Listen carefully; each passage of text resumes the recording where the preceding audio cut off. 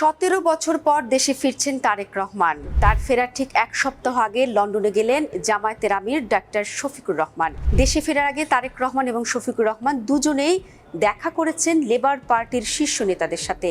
মনে রাখা দরকার, সাবেক প্রধানমন্ত্রী শেখ হাসিনার ভাগ্নি, 4 বারের এমপি টিউলিপ সিদ্দিক ব্রিটেনে ক্ষমতাসীন লেবার পার্টির খুবই গুরুত্বপূর্ণ একজন নেতা। টিউলিপের উপর আস্থা রাখেন প্রধানমন্ত্রী কিয়ার স্টারমার। অন্যদিকে প্রধানমন্ত্রী কিয়ার স্টারমারের সাথে মার্কিন প্রেসিডেন্ট ডোনাল্ড ট্রাম্পের ব্যক্তিগত বন্ধুত্ব আছে। ইউরোপীয় ইউনিয়ন এবং পশ্চিমা বিশ্বেও লেবার পার্টির ভালো প্রভাব রয়েছে। তারেক রহমান দীর্ঘ 15 বছর ব্রিটেনের রাজনৈতিক আশ্রয়ে ছিলেন। ব্রিটিশ আইন অনুসারে অ্যাসাইলাম স্ট্যাটাস বাতিল করে কোনো আশ্রয় প্রার্থী নিজের দেশে ফিরে যেতে চাইলে ব্রিটেন আশ্রিত ব্যক্তির নিরাপত্তার বিষয়টি বিবেচনায় রাখে। বিশেষ করে যদি ওই ব্যক্তির জীবনের নিরাপত্তা নিয়ে কোনো আশঙ্কা থাকে, তাহলে বিষয়টি অত সহজে ছাড় পায় না। এসব কারণেই তারেক রহমানের দেশে ফিরতে এত দেরি হলো।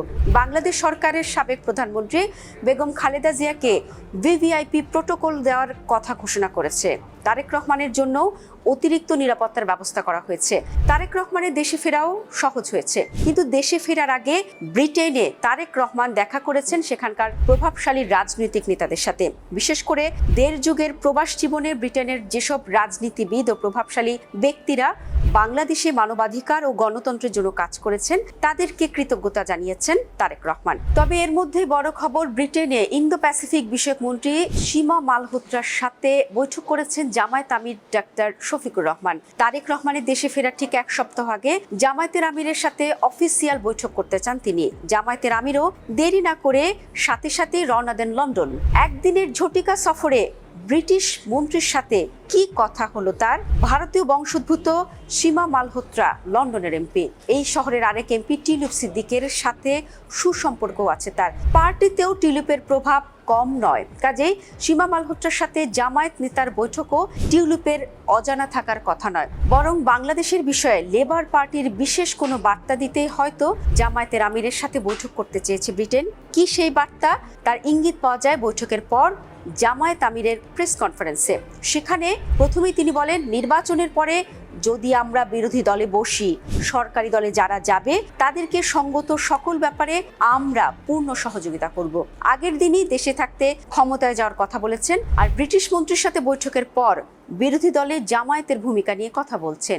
শুধু তাই নয়, তিনি বলেছেন, জনগণ যদি ভালোবাসা দিয়ে জামায়াতকে নির্বাচিত করেন, তাহলে জামায়াত সব দলকে নিয়ে জাতীয় সরকার গঠন করবে। বার্তা পরিষ্কার, জামায়াতের পক্ষে এককভাবে সরকারে যাওয়া সম্ভব নয়। কাজেই সরকার অথবা বিরোধী দল যেখানেই থাকুক না কেন, সহযোগিতার মনোভাব নিয়েই কাজ করবে জামায়াত। কেবলমাত্র সে শর্তেই ব্রিটেনের সমর্থন পাবে দলটি।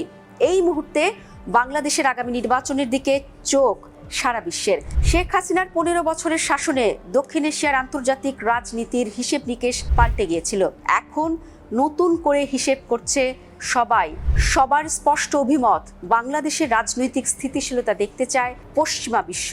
সম্প্রতি তুরস্ক, ইউরোপীয় ইউনিয়ন, আমেরিকা এবং ব্রিটেন সহ পশ্চিমা দুনিয়ার অনেক দেশের এমপি, মন্ত্রী ও কূটনীতিকের সাথে বৈঠক করেছে জামায়াত। নির্বাচনের মধ্য দিয়ে যে গণতান্ত্রিক সংসদ প্রতিষ্ঠিত হতে যাচ্ছে, সেখানে সবাইকে সহযোগিতার মনোভাব নিয়ে কাজ করবে, এমনটাই প্রত্যাশা পশ্চিমা দুনিয়ার। তবে এখন দেখার অপেক্ষা, কে সরকারে যায় আর কে বিরোধী দলে, আর পশ্চিমা দুনিয়ার এই প্রত্যাশা কতটুকু পূরণ হয়।